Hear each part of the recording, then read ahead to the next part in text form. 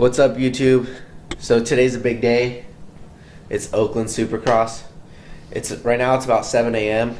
So we're gonna do a little bit of maintenance on the 60 and the 110. So today, what I'm gonna do is part 2 for the Klx110 build. So stay tuned.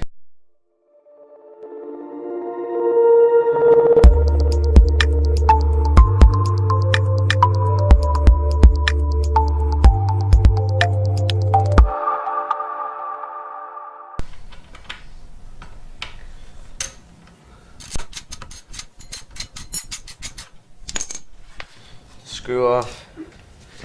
I'm gonna take off this back rod screw or nut, whatever.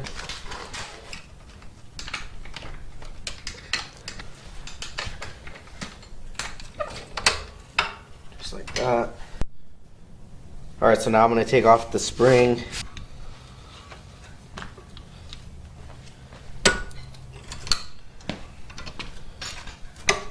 There's the whole brake pedal assembly. It left the little rubber O-ring on there, so we're gonna have to use that for the new brake pedal. So let's get started. Alright, so the brake pedal that we went with was an over-the-top JTI pedal. I ordered this from T-Bolt USA, and just check out how nice this thing looks. This thing is solid. Won't have to worry about bending that. It'll look a lot better compared to this flimsy thing that I bent already once. But yeah, let's get to the install. It should go pretty smooth, and we'll see the finished product. Alright, so the first step to putting this brake pedal on is there are 2 O-rings in the stock brake pedal that we need. So the first one, it actually stayed on, so I'm going to try and get that off real quick.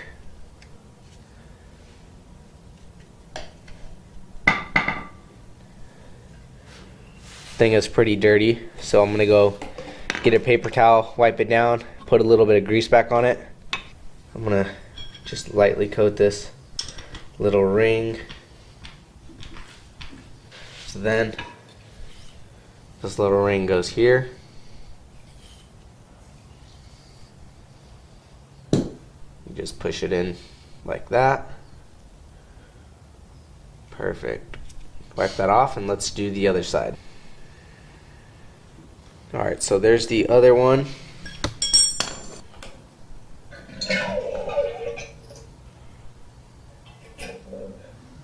And put it on this side.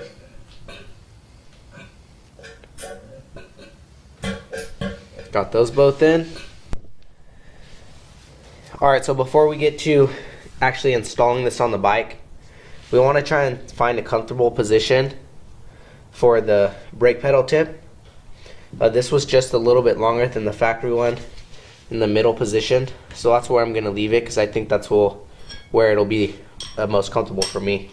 So what I did was I took these screws out.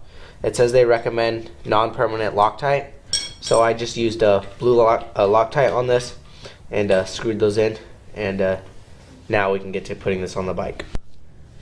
Alright, so now I'm going to put this on. It's pretty straightforward. And get that in there.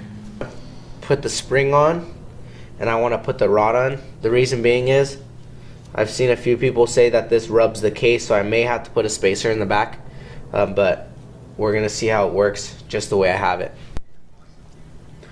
Alright, so since we're still using this factory stock brake bar, this here, we have to take it off of here so we can install it here. What you have to do is you have to take off this cotter pin, pull this out, and then we'll reinstall it here. And the JTI package came with the new cotter pin, so you don't have to worry about that. Alright, so we got the stock brake bar off. We're going to install it here. Here's a pin, and there's a washer on the back side that we're going to use. So we'll leave it at that there. I'm not going to put the cotter pin on the back yet.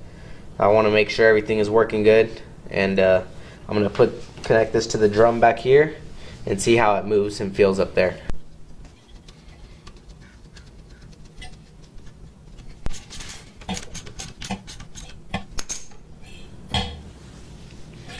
Yeah, so as you can tell, it doesn't move free. That means I'll have to add a spacer so that way we can let this go free, and so that way our brake setup will be properly set up. Alright, so after looking around the house, I found a washer spacer that should work perfectly. Alright, so I finally got it assembled.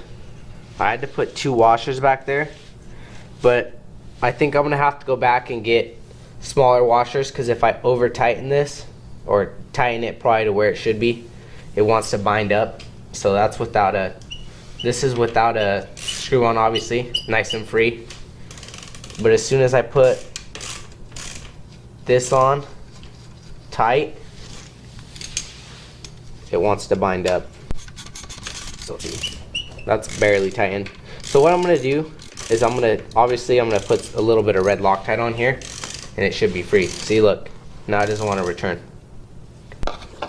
Alright guys, so we finished the install. JTI over the top brake pedal. It looks awesome compared to the stock brake pedal. But one thing I do need to note is, in the directions it says check for clearances, and we had a few issue clearances, so I put a few spacers back there. But now that I put the spacers back there, if I tighten this bolt, it doesn't want to be free. So right now I have it at a good tightness, but I need to get some red Loctite, or blue Loctite, excuse me, and put it on there so that way it doesn't back out. So my overall thoughts are, it's an awesome, nice looking piece. It's going to be solid, but like I said, the clearance issue wasn't a big deal. Yeah, so we're going to test it out tomorrow. Today, like I said, we're going to Oakland Supercross, so I'm going to do another video for you guys and show you what Oakland Supercross is.